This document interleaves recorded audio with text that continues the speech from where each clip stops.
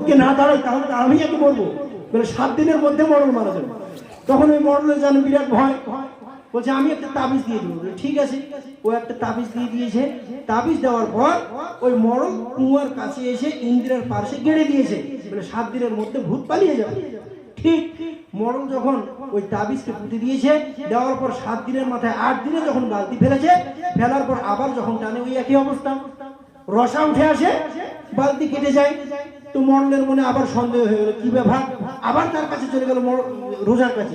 মৌলভী সাহেব 15,000 টাকা দিলাম, কাজ তো হলো না আপনার তাবিজে, 15,000 টাকা আমার বেকার হয়ে গেল। আবার বালতি ফেলছি, রসা উঠে আসছে, বালতি কিন্তু আসলো না। বলে কি আসলো না, ঠিক আছে আর একটা দিচ্ছে, যাও 3 ঘন্টার মধ্যে পালিয়ে যাবে। বলে 3 ঘন্টার মধ্যে পালিয়ে যাবে। আবার যখন বালতি ফেলে 4 ঘন্টা পর আবার একই অবস্থা, বালতি কেটে যায়, রসা উঠে আসে। তখন মরল বলছে একে ধরলে আর হবে না, এবার অন্য রোজার কাছে যেতে হবে। সে কি করলো, এবার অন্য রোজার কাছে চলে গেল। অন্য রোজার কাছে যাওয়ার পর তাকে বলছে এরকম এরকম বিষয়। তখন ওই রোজা সে আবার হাত চালিয়ে দেখছে, ওরে সুবহানাল্লাহ, এখানে তো জার্মানের ভূত নাই, এখানে আফ্রিকার ভূত আছে।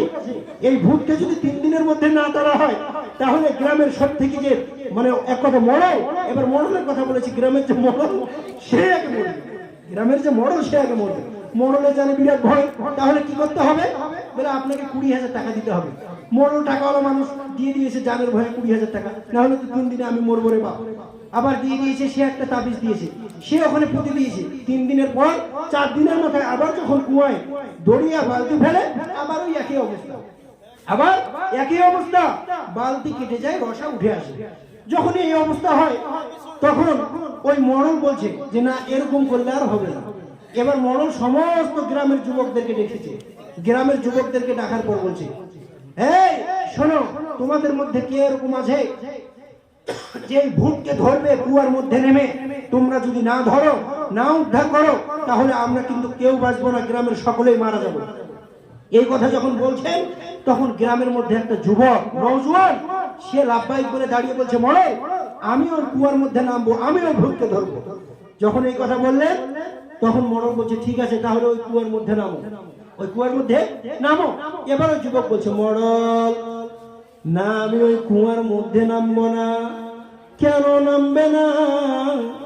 একটা শর্ত আছে। কি শর্ত আছে বলো? মরল তুমি বলো, ওই রশিকে ধরবে, আমি যে কুয়ার মধ্যে নামবো, তো ওই রশিটাকে ধরবে। মরল তুমি বলো।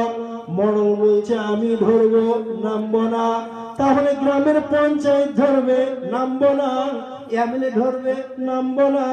গ্রামের সমস্ত যুবকেরা ধরবে, নামবো না। কে ধরলে নামবে? ও মরল তুমি শুনে নাও, যদি আমার মা আর আমার আব্বা তারা ওই রশিটা ধরে, তাহলে আমি ওই কুয়ার মধ্যে নামবো। তখন মরল কি করলো, সঙ্গে সঙ্গে ওই ছেলের মা এবং বাবার কাছে মামলা ধর।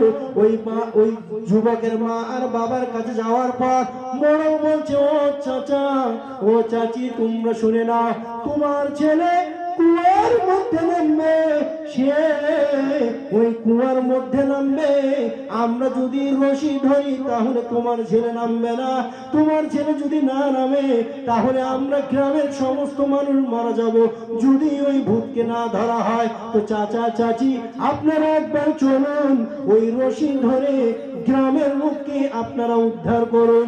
এই কথা যখন বললো, ওই যুবকের মা আর বাবা তারা বলছে ঠিক আছে, যদি আমার ছেলের কারণে, আমাদের ধরার কারণে ওই ৭০ বছরের বয়স্ক মানুষ, ৬৮ বছরের মহিলা, তার মা, ওই বুড়া এবং বুড়ি, তারা বলছে আমাদের ধরার কারণে যদি গ্রামের মানুষ বেঁচে যায়, তাহলে আমরা ধরবো, কোনো অসুবিধা নাই।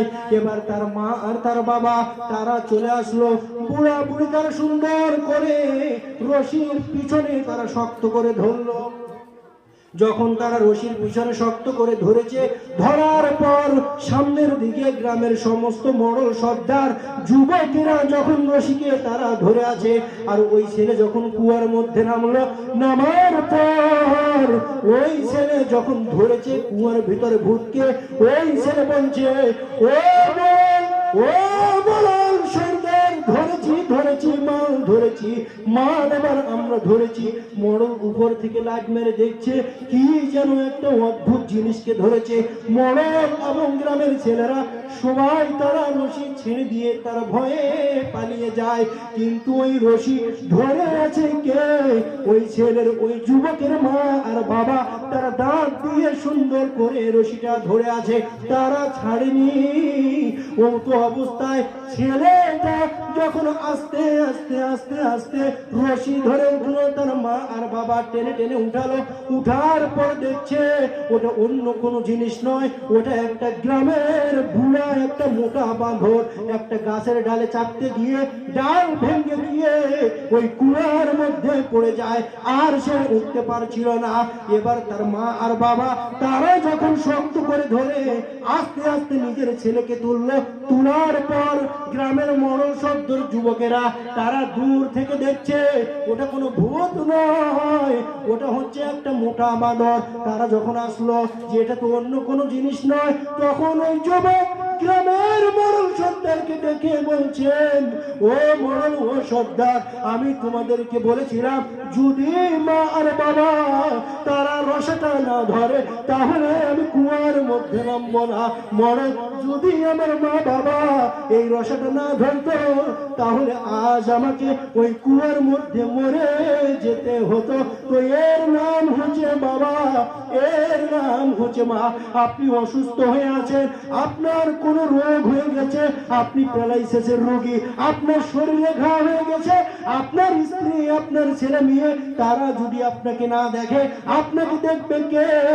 আপনার মা কখনো কোনো দিন আপনাকে দেখে বিরক্ত বোধ হবে না, এর নাম হচ্ছে মা। জি, মা বাবা এমন একটা সম্পদ, এমন একটা জিনিস, খবরদার। আল্লাহ তাবারক ওয়া তাআলা বলছেন, ও ফিউ ওয়ালা তানহারহুমা, খবরদার তাদেরকে চোখ বড় করে কথা বলিও না। ফালা তাকুল্লাহুমা উফ, তাদেরকে উফ শব্দ ব্যবহার করিও না। ওয়াকুল্লাহুমা কাওলান কারীমা, এমন কল, এমন শব্দ, এমন ভাষা ব্যবহার করবে যাতে করে তারা তোমার কথায় কোনো পরিমাণ কষ্ট না পায়। পরিশেষে আল্লাহ সুবহানাহু ওয়া তাআলার কাছে দোয়া করি, হে আল্লাহ, আমরা যেন সকলেই মা বাবার সঙ্গে সৎ ব্যবহার করতে পারি। আল্লাহ তুমি আমাদের তৌফিক দাও, আল্লাহুম্মা আমিন।